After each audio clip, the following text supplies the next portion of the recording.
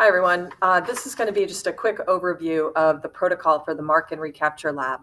We're going to go ahead and conduct the Mark and Recapture lab in class as part of our population sampling CCA. So we'll be looking at 4 different protocols and different applications of those protocols to different types of populations. And you guys will be analyzing, utilizing percent error to figure out which is the best for which type of population. So the way it's going to work is you're going to go ahead and you're going to receive a population in a Ziploc bag. The population consists of beans, and the beans are of 2 different colors. You've got white beans and you've got black beans. These beans are going to go ahead and represent a single population. So we're talking about one species living in the same area at the same time. And what you're going to do initially is you're going to record the number on your bag. That's going to be important because you're actually going to use this population later on down the line for the 4th and final protocol that we'll be looking at, which is a quadrant sampling protocol.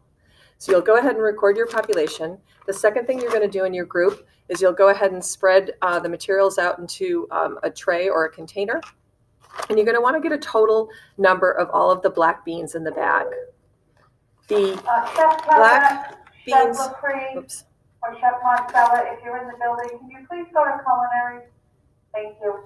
The black beans in the bag are going to go ahead and represent the individuals that have been captured and tagged. So we're thinking here about bunny rabbits. We go ahead and we put a little ear tag on those bunny rabbits, and you have a set of bunny rabbits that have already been tagged for you. Those are the black beans.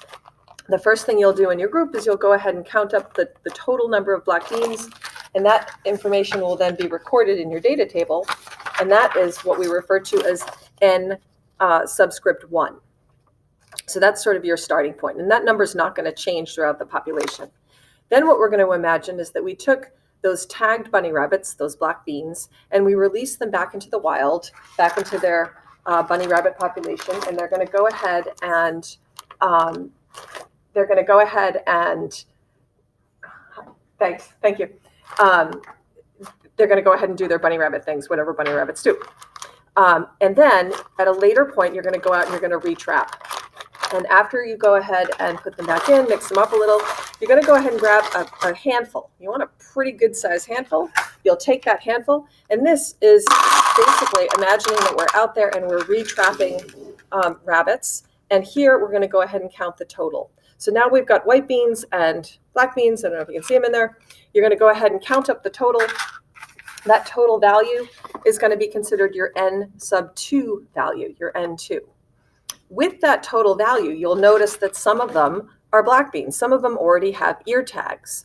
So before I put these guys back into the population, I need to go ahead and separate out and record of the total number, how many are tagged or how many are black beans. So I'll go ahead and record that information for my R value, which is right here tied in the pink. And then you'll go ahead and return them to your population. Release all of these critters back out into the wild, let them run around, do bunny rabbit things, and then you'll sample again. The second sample, again, another big healthy handful. Go ahead and drop them into your container. Count up the total white and black together. That's going to be your second value for N2. Once again, before I put them back, I'll go ahead and take a count and figure out of that second handful, how many are black beans? In other words, how many ones have ear tags already? I'll go ahead and record that as my second R value, and I'll proceed. I'm going to do this for a total of 10 times, and then I can return them into the bag and continue with my calculation. The calculation is simply creating sort of a ratio of how many individual organisms were initially tagged, and then over the course of time, how many samples were collected and how many samples of those samples had those ear tags. And so the Lincoln Index does just that. It helps us come up with an estimate for a mobile population.